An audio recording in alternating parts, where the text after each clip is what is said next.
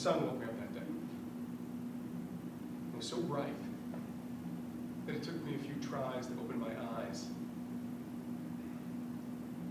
It was one of those New England mornings, the few New England mornings, where the sun shines like bright orange as the snow floats down. And for a split second, it feels like the best parts of summer and winter shake hands. They join together for one little reprieve. It was in this peaceful scene that I was trying to figure out if I had anything that I had to do that day. School? No. Work? Nope. Plans? Nope. Nothing came to mind. And that's when I realized that something was wrong. Nothing came to mind. It was like an abandoned shopping mall up there. Nothing, as far as I could see. I couldn't remember today, or yesterday, or any day. I had these vague, blurry images, but I couldn't remember how long ago my last memory was. I don't think anything will ever be quite so ominous as waking up and not knowing whether you've been asleep for a day or a year. In searching for some normal explanation, I thought, I'll roll over, I'll check my phone, and something on there will explain all of this. So I started to push myself up, and my shoulder just cracks out of its socket. So I screamed. And in a moment of pure primal instinct, or stupidity, I reach over and slam it back into place. My sister was the first one in my room. She helped me downstairs to see my mom. With the two of them circling around me, I asked, what is going on? My sister, she cautiously told me, she said, you got into an accident while you were out skiing with your friends. How bad was it? Not bad. Please, could you be a little more specific? You got taken by a helicopter to a hospital in New Hampshire. They had to shut down the trail and everything and get you down.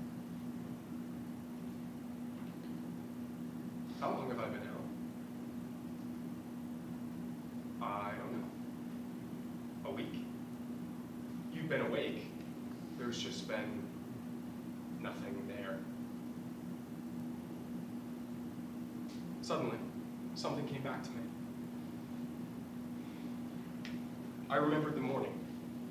I remembered the car ride, I remembered the skiing, and then nothing. Most importantly, I remembered that I wasn't alone. Wait, are my friends okay? Well, they're not injured. I went skiing with my friends Andrew and AJ that day. Andrew was the only person to see me go off the trail. They both ran up. They found my unconscious body mangled in a pool of blood amongst the trees. Andrew ran to find help, while AJ tried to take care of it. And in his attempts to stop the blood, or do what he could, AJ was so covered in me that they said it looked like he was wearing long red rubber gloves, like the ones used for washing dishes. Finally, a very burly stranger hoisted my body out of the trees. They took me down in a stretcher, and they had an ambulance waiting at the base of the mountain. They let AJ and Andrew say goodbye briefly before the ambulance left.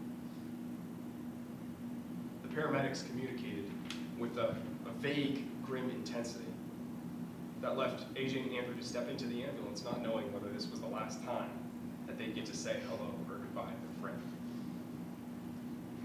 They drove to the hospital 2 hours away and were denied entry because they weren't immediate family.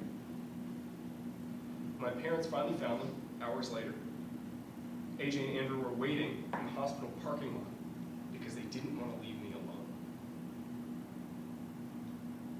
So in short, they were not okay. And they were heroes. My sister didn't tell me all that yet. So we just moved on. She said, they're happy that you're okay. I sighed and licked my lips. Felt like leather, and it tasted like blood. My sister said, oh, you cut your mouth. You might want to go take a look in the mirror. So I trudged upstairs to see my new makeover. I had a gash up the right side of my mouth from where a branch had caught me as I was falling, and pulled a little too hard, splitting my lip and a bit of my face. My right eye was bruised and full of blood. There were many things, but overall I looked fucked up. So I walked downstairs and I said, hey, at least I look badass. My sister laughed, and then she cried. I found out later that it was the moment that she realized that I was going to be okay. I was slightly less of a brain-dead zombie than before. So I went back to the land of living, and she had a brother again. My friends came over sometime during the next few weeks of memoryless haze. They brought me this t-shirt from my favorite diner we went to growing up. They smiled and they hugged me. The first time that I saw them again, Andrew hugged me so tight. I will never forget that as long as I live. Over the next few weeks, I went to appointments where doctors told me that I would never be the same, that I was lucky to be alive, and marveled that I wasn't severely disabled. Through lots of recounting and testing, I found out that during the accident, I displaced and fractured my T6 vertebra, fractured my T8 vertebra, got a traumatic brain injury from blood trauma resulting in partial anterograde and retrograde amnesia, had brain hemorrhaging in my right lateral ventricle, tore my right labrum leading to the dislocation of my right shoulder, had a laceration of my right upper lip, and multiple lacerations on my back.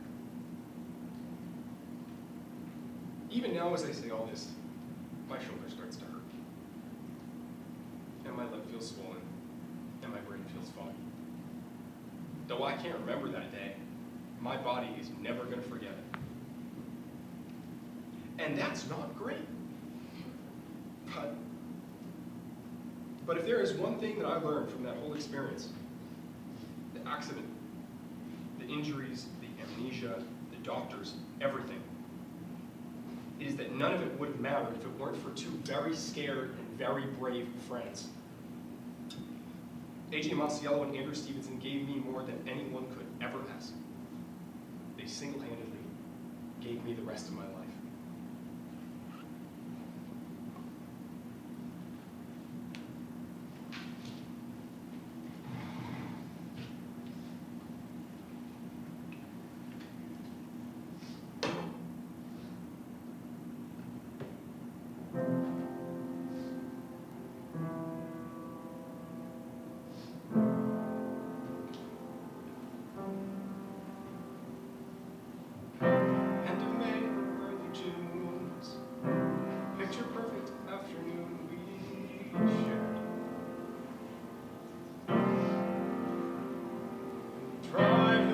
Country road, grab a scoop at a mode, and there,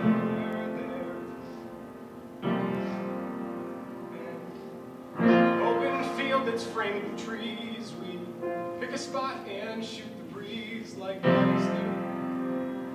Quoting songs by our favorite bands, telling jokes no one understands except us few. When we talk and take in the view.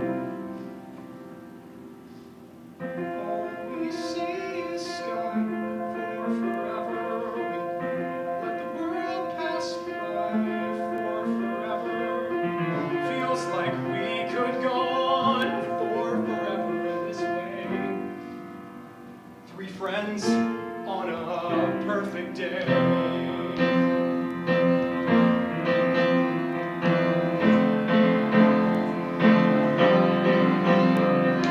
walk a while and talk about the things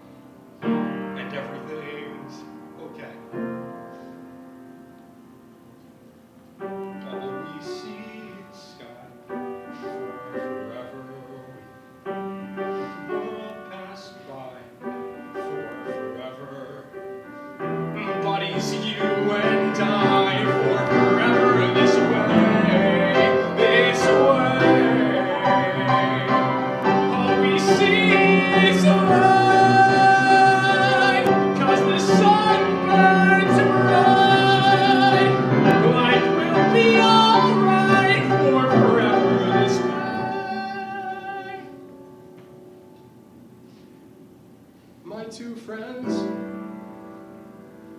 true friends on a perfect day.